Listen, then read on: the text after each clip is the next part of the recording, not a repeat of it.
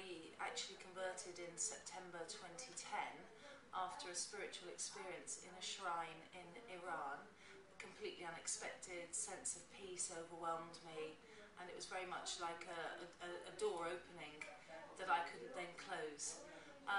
But I would say that I've been on the path to Islam, if there is such a thing, for around 5 years. I think the first step towards understanding what this religion is about is to spend time with Muslim people, and I've been lucky enough to work a lot in the Middle East. So the fear of Islam, the fear of what it represents, the fear of families living in the Middle East was gone very quickly.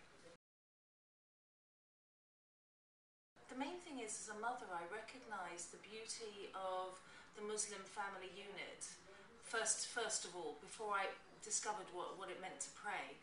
And secondary, I think, when we see on television Muslims going Allahu Akbar, we hear in our minds, we're going to kill you all in a jihad.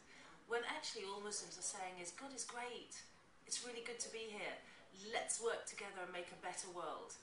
And once you see that and you recognise the way people pray 5 times a day, I was drawn to the spiritual cleansing, and it makes your life very, very different. It makes you a better person. I've got 2 daughters, aged 7 and 10, and they had questions. They said, will you still be our mother? Yes. Will you drink alcohol? No. And they went, hooray, which is slightly worrying.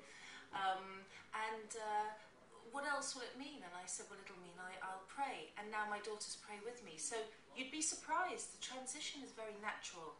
Islam is a natural faith in your daily life. My mother, who reads the tabloid press, thought I was converting to Buddhism and was happy. And when I said no Islam, she said, what, those nutters?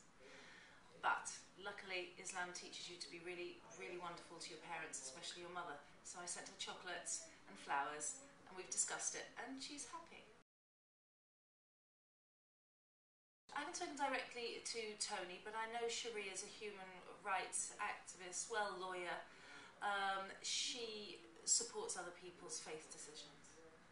I don't refer to the Blairs about anything. I consider Tony Blair a war criminal who should be in The Hague for war crimes against the people of Iraq. So I'm not going to discuss Islam with him. What's between my sister and I is personal, but I don't have a relationship with Tony Blair any longer. It's my choice. We're made to feel really, really afraid of Islam every single day with what we read in the press. I think the image of a woman as modest is sold as a woman who's repressed. And you know, somewhere in between what would be called in the press as mad mullahs who, enforce strange laws that aren't to do with Islam, and in between Baywatch and women who are completely undressed in our beaches and in our cities, is a really moderate way of life. And you know, wearing a scarf, it just means that I choose who I show my body and hair to. It's not so bad. It's not such a leap. It's not such a leap of faith. That's a nice thing to do.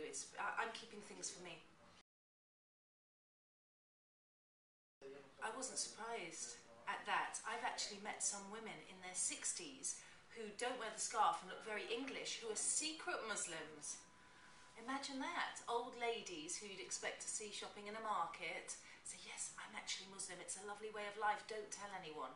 Such is the level of fear against what's a really nice religion to practice. But I know that the curiosity about Islam, made by the mainstream coverage of it, draws people to go to mosques and to meet Muslims, and then everything breaks down and you become interested.